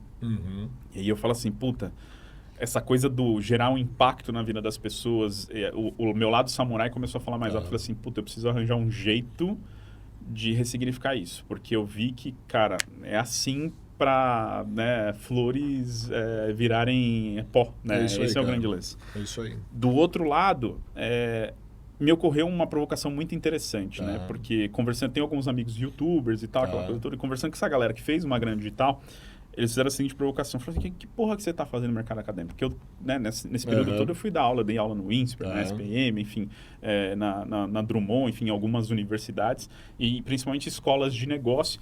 E aí eu parei, pensei e falei assim, puta, é verdade, porque tem muita gente, e aí eu não digo nem pela grana, mas eu digo pelo fato de você poder impactar as pessoas de verdade. E aí eu lembrei de um ponto importante da minha tomada de decisão lá atrás, quando eu decidi não ir para o Facebook e começar a empreender, que foi o seguinte: a conclusão chegou quando eu pensei, se eu for para o Facebook, eu vou ter um impacto, eu vou ter um impacto na minha vida, na minha imagem, mas eu não vou impactar a vida de tantas pessoas com o que eu sei e o que eu conheço. Perfeito. Eu não vou poder ajudar muitas empresas, eu vou poder ajudar aquelas empresas que vão estar dentro do meu grupo de clientes. Perfeito. E aí eu olhei e falei, porra, eu tomei essa decisão lá atrás, por que eu não faço isso hoje de novo? Entendi. Né? Então, eu resolvi sair do mundo acadêmico. Então, a decisão é a mesma. Exato. Né? Então, assim, o que eu tenho de conhecimento, eu aplico muito para os outros. Eu não estou colocando para mim, para o que o Fernando pode fazer de impacto. Cara, e eu já formei mais de 3 mil alunos na minha carreira toda. Tem muita gente que eu conheço. E é muito legal, porque de vez em quando eu faço os posts comentando e tal, e a galera comenta exatamente isso. Puta, foi muito 10 e tal. Então, assim, tudo que eu conheço, tudo que eu sei, eu limitei. Né? Esse foi o grande ponto. Então, a grande tomada de decisão 2022, ela está baseada nesses 2 pontos. Né? E um deles foi, vou deixar o mundo acadêmico para a gente poder abrir e impactar mais pessoas. E aí surge, né, uma releitura do propósito da TOC, em cima do que a gente está fazendo, que é a gente poder levar o conhecimento e o talento das pessoas para mais pessoas. Fantástico. Que essa é a missão da TOC. Perfeito. Né?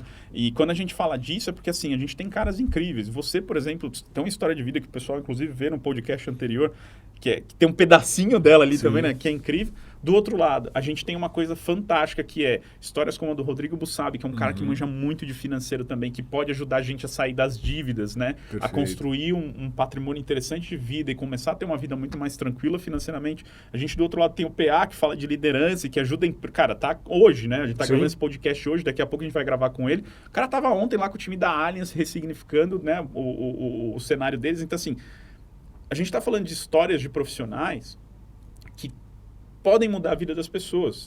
E aí parece boba, mas quando eu parei para refletir isso, eu falei assim, puta, eu ajudei tanta gente a fazer isso, cara. Eu conheço muita gente que vai de gente que é super famosa e tudo mais, e pessoas que têm lá o seu negócio e tal. Por que eu não faço isso de uma forma mais estruturada da mesma maneira? Foi aí que eu decidi também trazer esse meu lado e começar a levar esse meu conteúdo para o digital, que é o que a gente deve começar a fazer aí a partir de março desse ano mais forte, né? Então, é isso que eu acho que é um ponto importante, Lê. A jornada, ela vai, né? Ela segue, o caminho, ele segue em frente. Mas várias lições, e aí, obviamente, contei aqui de forma muito resumida, né? Mas várias lições me trazem 3 coisas importantes que eu trago para minha vida. Não faça nada sozinho, você não vai fazer nada sozinho. Então, assim, eu citei o nome de algumas pessoas aqui, né? E eu sei o impacto e o peso que cada uma delas tem na minha vida. Isso eu calculo, cara, legal, toda vez que eu vou botar a cabeça no travesseiro, eu agradeço por quem eu conheci e agradeço por quem saiu da minha vida também, né?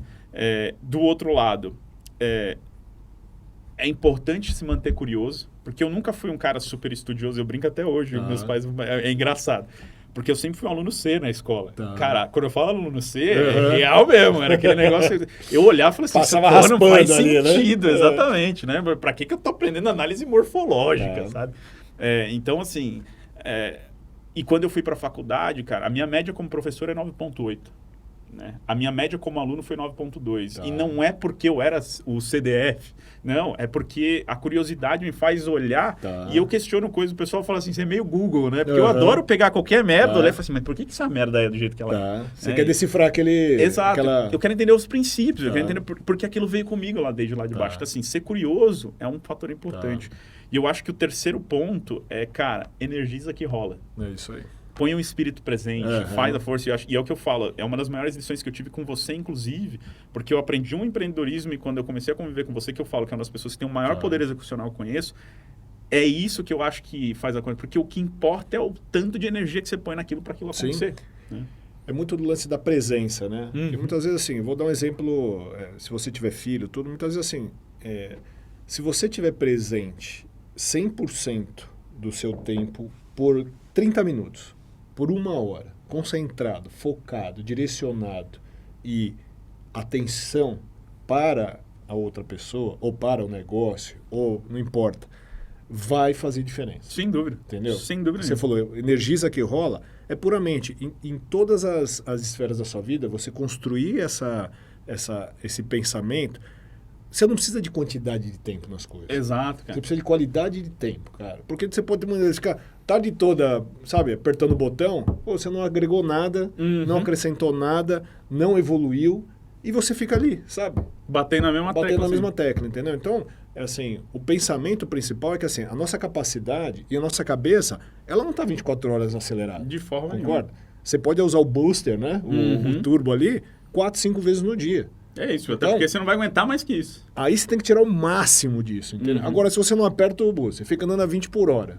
Porra, quanto tempo vai levar pra você chegar no Esperando objetivo? que alguém venha e dar um... Vem dar uma empurrada. Mas se empurra você já fica com receio de tentar dar o passo pra frente. Então, puramente, o que você falou, energiza que rola, acho que é uma definição fantástica. Agora, Fê, eu queria que você trouxesse pro pessoal que está nos assistindo, assim, qual a mensagem principal? Porque tá todo mundo na dúvida. Vou virar um influencer, vou virar um youtuber, o que eu faço, aonde eu me capacito, como é que eu me desenvolvo, poxa, será que eu estou ficando para trás? É o sentimento principal. Você, como, além de ser educador, você, pelo seu conhecimento que você tem, né, de todo o movimento digital que está acontecendo, conhece toda a história e também está enxergando, né? Temos aí esse movimento do metaverso, mas que já existe o universo paralelo há tanto tempo. Há muito tempo. O único que está favorecendo agora é que a tecnologia evoluiu, né? Exato. A conexão evoluiu e sim, vai se materializar. E deram um nome né? para essa coisa toda. Teve o Second Life, mas que a ideia era fantástica, mas ainda a tecnologia não estava nesse nível, né? Exatamente. Teve 2 anos de pandemia que acelerou todo esse processo Sem tecnológico, dúvida. né, cara? Você vê agora realmente nas marcas principais e mais valiosas se chama Tesla, né? Então, Fê, o que você pode dar de orientação para o pessoal que está nos assistindo? Qual é o caminho disso, cara? O que fazer, né? Entendeu? Como é que você consegue colocar em mente? Porque, assim, dependendo da geração que você não consegue mais ser um especialista digital. Mas você, de alguma maneira, consegue entender a lógica disso e tentar tirar o melhor disso. Como é que você pode ajudar o pessoal que está nos assistindo, Fê? Bom, eu acho que você trouxe um ponto legal para a gente abrir essa discussão, que é o seguinte. A vantagem que eu acho que eu tenho é o timing. Tá. Porque eu peguei a tecnologia lá, muito simples, lá nos computadores 166, lá naqueles processamentos base, e vivi sempre constantemente até hoje. Por isso que eu falo, cara, tem gente que pega o celular, dá na mão do filho e fala, meu filho é um gênio, ele já tá mexendo no celular. Sim. Né? E, cara, não, é que é normal pra ele. Tanto que eu brinco inclusive com a minha filhada e com o meu cunhado e com a minha cunhada, que é assim, dá o celular na mão dela. Né? O celular não é um bicho de 7 cabeças, fala, não, tira, porque ela vai ficar viciada. Não, ela tá vendo você com o celular na mão. É verdade. Ela sabe, só que você tem que saber introduzir. E não é diferente com qualquer coisa na tecnologia. Você vai ver um monte de gente usando de tudo, desde influenciador digital, construindo conteúdo, e a galera vai muito focar nessa coisa da transformação de vida, nossa, ficaram milionários e tal. Eu acho que assim, consciência de que o digital tem 3 pilares importantes, que é bom a gente levar em consideração, e se eu pudesse falar para você, comece estudando, vá por eles. O primeiro deles está relacionado ao mobile, ao celular. O celular, ele é a maior revolução depois do computador. Tá. Porque ele pegou tudo aquilo e mais um pouco do que a gente tinha dentro do computador e transformou em algo que hoje, se você esquece do celular, já é comprovado que você tem uma microsíndrome do pânico relacionada à perda de um membro. Então, se você tivesse o seu braço amputado, é a mesma coisa que você esquecer o celular em casa, a sensação que você tem é a mesma. E aí, o que é importante a gente entender? Inclusive, eu trago isso muito em aula para as pessoas contextualizarem. Lembra da época do pager? Sim. Né? Pager, você tinha que ligar numa central para receber uma mensagem. Né? Nossa, cara. Exato. A gente está falando de 97, o auge do pager. Pouco tempo, né? Pouco tempo, tá? Lembra do feature phone, aquele fonezinho que você tinha que apertar 3 vezes o número 2 para aparecer a letra C na tela? Nossa senhora. Era bizarro. Era quase um código Morse, né? Exato. Então, assim, ali já foi uma baita revolução. Eu lembro que estava no colégio nessa época. Que quem tinha celular, nossa, era um negócio fantástico. E hoje, se você pega o celular na mão, você está falando que você tem empresas multibilionárias dentro do teu aparelho te oferecendo algum serviço. Essa virada de chave, ela é a mais importante, da gente entender que o mobile mexeu. Então, quando a gente fala, não vou nem entrar no detalhe de influência nem nada, eu vou entrar no contexto digital maior, é o seguinte... O celular hoje, ele pode acabar com uma agência digital. Ele pode acabar com um especialista de um conteúdo, né? A gente estava até num evento de Thiago Fonseca que tinha uma frase que provocou muita gente, falou assim, o mais conhecido vence o melhor. Né? Então, assim, parece bobo, mas o digital te permite isso. Ele é uma ferramenta onde você pode fazer o que é a essência da internet propõe e o motivo pelo qual ela foi criada, que é descobrir algo. Perfeito. Né? Então, se você quer saber o que você vai comer, qual a próxima música você vai ouvir, qual é o assunto que foi falado, se o significado é correto ou não, traduzir alguma coisa. Você quer descobrir algo, o celular é a ferramenta para isso. Então, a primeira coisa que você tem que ter em mente é que entenda o poder do celular na tua mão. Perfeito. Segundo, as redes sociais. E aí entra um pouco desse ambiente de influência. As redes sociais foi talvez a revolução que eu pude pegar lá na ponta. Eu me tornei especialista em rede social, eu conheço os princípios, pude participar do que eu participei, porque eu peguei elas lá no começo. E, de novo, o timing para mim foi algo muito importante, né? Então, se a gente olha para as redes sociais hoje, o que é uma rede social na sua essência, né? Ela traz à vida algumas coisas importantes, como, por exemplo, o próprio influenciador. E olha só que interessante. Vamos entender o influenciador hoje? Vamos voltar lá na época do Orkut? Vamos dar um passo antes. O Orkut estava na época que eu estava no colégio. Vamos voltar na tua época de colégio. Na tua época de colégio não tinha lá a banda da escola? Sim. Não tinha a galera mais famosinha da escola? Não tinha o cara que jogava bem, a menina que jogava bem, a pessoa que desenhava muito bem? Eram influenciadores, certo? Ou seja, dentro daquele contexto eram referências. Sempre existiu um influenciador, né? Exato. Verdade, né? O que acontece é que é o seguinte, as redes sociais elas entraram para ser uma grande vitrine disso. Então pega o Orkut. O Orkut tinha a comunidade lá, eu empurrei um Fusca. Sim. Né? Porra, só quem empurrou um Fusca entende o que é empurrar um Fusca. E o que aquilo te toca, né? Exato. E aí é engraçado, Lê, porque é o seguinte, o influenciador, ele tá lá para fazer você participar desse ambiente. Por quê? Porque vocês acreditam na mesma coisa. Perfeito. E a sacada de um bom influenciador é te conectar com aquilo que você acredita também, né? Um ponto importante sobre isso vou trazer um exemplo prático para vocês entenderem a essência disso. Juliette, né? Vamos aproveitar que o BBB agora, 2022, está começando. Por que Juliette foi um sucesso? Cara, eu recebi essa pergunta muitas vezes durante o BBB. E é muito simples. É porque o Brasil precisava de um herói. Perfeito.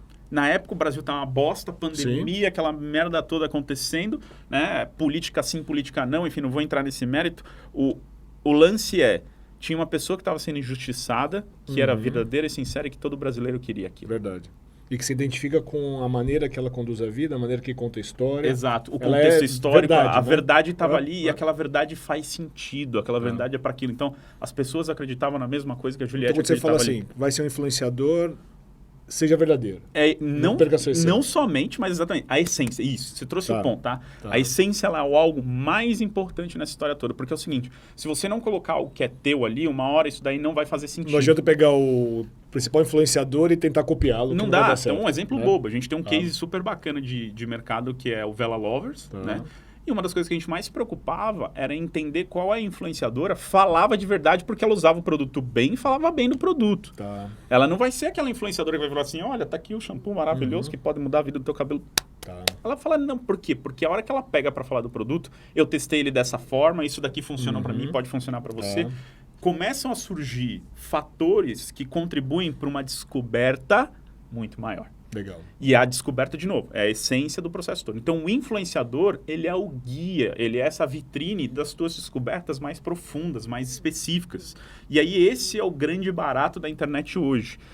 Não se trata de ser a maior celebridade do mundo, se trata de ser a maior celebridade do teu nicho, do teu universo, teu contexto. Né? Exato. Então, fantástico. é um dos pontos importantes que a gente tem que pensar, porque na hora em que a gente está entrando, vai ter... Por exemplo, eu tive um problema na minha máquina de lavar um tempo atrás, até eu levo esse case para as aulas, porque assim, eu entrei no YouTube, busquei, tinha um cara que arruma a máquina lá no Ceará, que fez um vídeo, cara, do jeito que ele pôde fazer, mas ele me explicou resolveu o problema, que me poupou R$1.000, porque eu levei na assistência cobrando R$1.000. O cara foi lá, mostrou... A assistência técnica só para te visitar, acho que é R$300. É isso. É uma loucura, né, então você fala, puta, parece bobo, mas, cara, se eu tiver que indicar alguém que tiver o mesmo problema ou que tiver que falar de máquina, tá lá. É o cara lá. Exato. A rei do iPhone é um outro exemplo. Verdade, né? Então, assim, a gente começa a entrar em contexto que as pessoas estão começando a entender o que é a descoberta de fato. Perfeito. Tá? Então, acho que muito o segundo dica, pilar, que é o mais importante aqui, é redes sociais, porque a rede social, ela ajuda a conectar e a tornar mais aberto o mundo, tá? Ou seja, conectar é porque eu começo a conhecer você, você vai me indicar para outra pessoa, coisa então, da rede primeiro, social. estuda, entenda isso aqui. Exato. Segundo,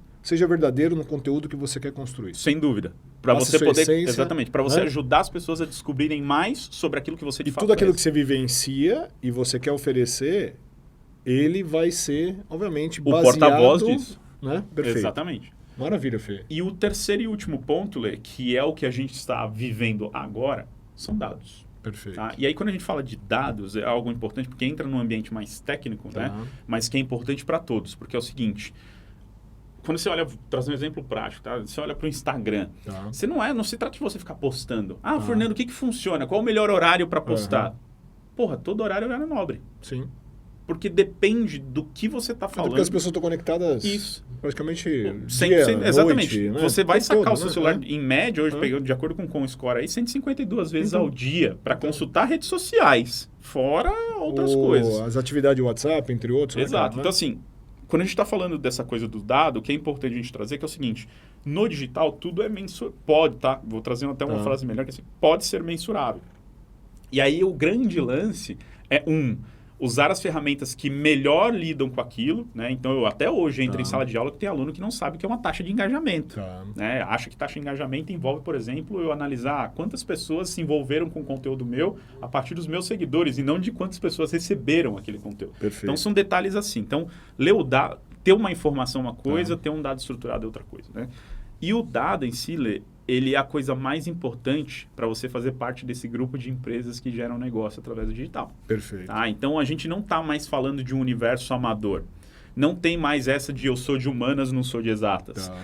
E aí, por que eu gosto de trazer o dado para mim? Porque o dado mexe no mercado de trabalho. Perfeito. Então, assim, hoje, por exemplo, a gente fala do Gu, da Duda, por exemplo, são seus filhos, eles estão estudando para coisas que pode ser que eles vão sequer ver lá no futuro. Porque os dados estão sendo tão estruturados e a gente está enxergando tantas novas formas de fazer negócio, de estudar, de pensar, que pode ser que mais lá na frente não funcione. E é hoje o grande paradigma que a gente minha visão, tirando, claro, medicina, direito, algumas universidades que precisam, na verdade, passar por diversos pontos para você ter sua formação, eu acredito muito na multidisciplina. Sem dúvida. E acredito muito que, assim, automaticamente as pessoas, porque eu tenho aqui um YouTube que eu consigo acessar qualquer informação, consigo me especializar em qualquer necessidade que eu tenho. Então, assim, o grande diferencial vai ser a pessoa que consegue ir melhor naquilo que ela acredita. Sem dúvida nenhuma. Eu acho que isso é a essência, Lê. Né? E assim, você vê como o negócio é bobo, você vê como é profundo, nem a medicina vai ser mais medicina do jeito que é. Vou trazer um exemplo. A gente já tem o 5G chegando e já é provado, né, lá na China de que médicos que estão num lugar do mundo com 5G, através de um robô, vão conseguir fazer uma cirurgia num paciente que está do outro lado do mundo. Né? E o que é importante a gente entender na essência, por isso que eu gosto dos princípios. Mais médico do que o próprio médico é o cara que desenvolveu o software de gestão desse robô. Perfeito. Porque se o médico apertar uma pinça errada, puxar um elemento errado ou der um comando que a máquina trava, tá dentro do corpo da pessoa, cara. Sim. Entendeu? Então, assim, quando a gente começa a entender isso, é por isso que eu falo, é muito mais profundo, né? E aí, trazendo a tua provocação sobre metaverso, quando a gente está falando desse universo digital, os games já têm isso há muito tempo. Né? A economia, por exemplo, um game como Counter-Strike, que é um game de tiro, onde as pessoas compram skins de armas e lá dentro tem um mercado financeiro sobre valorização, porque essa skin apareceu com um player super bom num campeonato X, ela valoriza e tem gente que compra. E aquilo gira um mercado absurdo. O que é importante a gente ter em mente é que é o seguinte, hoje todos os pontos de nicho, descobertas e variações que a gente tem de assuntos, temas e coisas, elas estão indo para o ambiente digital. E por isso que o metaverso ganha um outro contexto. Então, hoje você tem celebridades, por exemplo, estava vendo meses atrás aí, o filho do Chorão foi lá e pegou uma foto que só ele tinha do pai dele lá, né, o Chorão de Charlie Brown Jr., e transformou em NFT e colocou isso para vender no mercado. E vendeu por uma boa grana. Então, assim, o que é importante a gente entender? Talvez a coisa mais impactante que o Gu e a Duda vão viver, inclusive, talvez a gente não numa latência tão grande quanto a deles, né, numa constância tão grande quanto a deles, mas é que a descentralização vai ser algo extremamente importante. Porque hoje o que acontece? O metaverso, ele é um mundo de outras regras. O mercado financeiro gira de outra forma lá, o mercado imobiliário gira de outra forma lá, né, o mercado de N assuntos. E até que as regulamentações fogem da nossa realidade. Exato, aqui, porque né, a regulamentação não é feita por exemplo, por uma entidade só, né, ou por um grupo específico. É feita por todos. Então, se a gente parar para analisar de uma forma muito prática, é blockchain. R$5 vale R$5 porque a gente concorda que ele vale R$5. Só que hoje existe um banco central aqui, outro ali, existem algumas associações e bancos e gestões financeiras que acontecem em cima desses R$5 que tem inflação, taxa de juros. Então, R$5 não é a mesma coisa que $5, por exemplo, e vice-versa, e assim vai, tá? Quando você vai para dentro do contexto do blockchain, né, quem define hoje esse valor são as pessoas. Literalmente, não tem ninguém que vai travar esse valor, não tem ninguém que vai falar assim, não, você não pode virar essa moeda hoje que está valendo tanto, só pode virar amanhã porque fechou o mercado. Não tem essa. É ali, na hora, o tempo todo, constantemente. Então, assim, ao mesmo tempo que é muito delicado, né, um exemplo aí foi, a gente tem lá o próprio Elon Musk que, né, investia e aceitava Bitcoin na compra de um Tesla, cancelou, criou a própria moeda e agora ele aceita a própria moeda dele 40% da noite pro dia. Então, assim, quando a gente começa a olhar para esse contexto, tem muito aprendizado pela frente. O que a gente tem que tomar cuidado é o seguinte, Lê. Não se assusta com o futuro. Perfeito. Porque você já faz parte disso. É o que eu brinco com meu pai. Você está vivo, então isso é do teu tempo ainda. Que dói menos, que é inevitável. É inevitável, tá? E é o seguinte, se você não der abraçada, essa tsunami vai te engolir.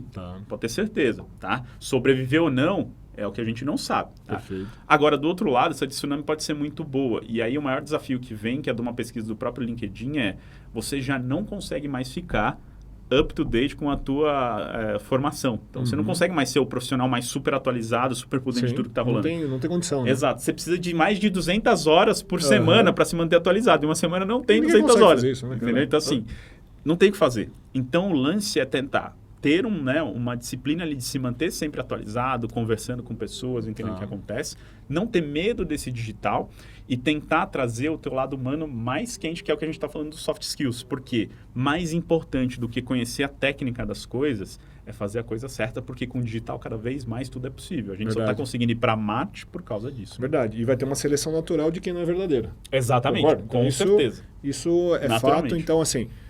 Fê, tô assim, encantadaço, obrigado. A gente tem diversos temas para fazer outras entrevistas, mas aí você volta pro seu papel e chama quem você quiser para poder ser entrevistado. Aninha será a próxima? Sem dúvida nenhuma, Aninha é a minha convidada, a minha participante oficial aqui, já está aceita, inclusive. Maravilha. Estou muito feliz de ter estado aqui do Papel ao Contrário, né? Ter entrevistado você, Fê, história fantástica. Assim, toda vez que você começa a conversar, minha cabeça começa a abrir tantas telas aqui, cara, que eu fico maluco, porque assim, são tantas perguntas que eu gostaria de fazer para você, mas infelizmente não temos esse tempo nesse podcast, mas em outros nós teremos. Certeza. Fê, gratidão profunda, estou muito feliz aqui de ser sócio seu nesse movimento da Tóquio. Tóquio Podcast, você vai ter novidades, você vai ter grandes entrevistados, histórias de vida, sempre conectado de alguma maneira ao mundo digital. Certo, Fê? Perfeito, Lê. E obrigado você por essa troca de papel, super feliz. Acho que como eu comentei, é a primeira vez que eu estou abrindo aqui boa parte da minha história. Feliz com esse nosso movimento. E Agora, voltando pro outro papel, não se esqueça, né? Se você gosta desse tipo de assunto, se você curte esse tipo de bate-papo, descobrir história de pessoas, se inscreve aqui no nosso canal, clica ali no botãozinho vermelho, do lado tem o sininho para você receber as notificações de tudo que está rolando aqui no YouTube, no Spotify. Não esquece também de deixar o likezinho lá pra gente, porque isso ajuda bastante, inclusive, a gente se manter sempre em destaque. Segue a gente no Spotify também para você receber sempre as novidades de todos os episódios que a gente tem, né? E fica de olho nas nossas redes sociais, Toque Inovative, você vai conseguir acompanhar todos os cortes, informações ou novidades, inclusive dos nossos talentos no mercado, né? @Letagawa. Vocês vão ter sempre conteúdos muito legais aí sobre lifestyle e também sobre visão de futuro, prosperidade e um monte de assunto lá legal. É isso aí. E Cavalcante Fê, @Cavalcante Fê nas diversas redes sociais, TikTok, Instagram e tudo mais, pra gente falar de digital, universo digital e tudo mais. E abrindo parênteses aqui, tem novidade bacana chegando também. A gente deve desenvolver um conteúdo super bacana pro mercado de beleza, né, Lê? Verdade. Em breve, Jackson Nunes já tá com um dos conteúdos dele super desenvolvidos aí pela Toque. Vai ser um dos primeiros lançamentos que a gente tem pra esse ano. Jackson Nunes, famosíssimo cabeleireiro, um dos mais tops aí, né, do Brasil e do mundo, né? Exatamente. Então, para quem quer saber de novidades, entra, começa a seguir, manda para mim lá no inbox também, já o profissional de beleza, porque tem muita gente no mercado de beleza aí que eu conheço, tem contato comigo já. Manda para mim no inbox que fala, eu quero saber o que o Jackson tá aprontando aí, né? E também não esquece de mandar pra gente no inbox ou mandar pra gente no WhatsApp lá da Tóquio. Fechado? Fechado, Fê. Maravilha. Lê. Valeu. Vamos que vamos. Bora, Obrigado. meus guerreiros samurais aqui. Muita novidade da Tóquio para vocês em breve. É isso aí. Aquele abraço. Tchau.